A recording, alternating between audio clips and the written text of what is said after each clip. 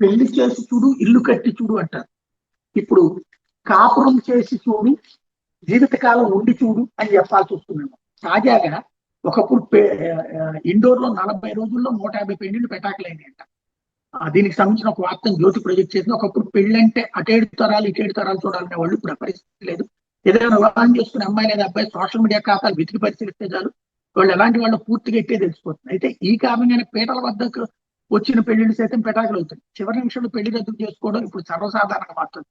మధ్యప్రదేశ్ లోని ఇండోర్లో 40 రోజుల్లో 150 జంటలు తమ వివాహాన్ని రద్దు చేసుకున్నాయి.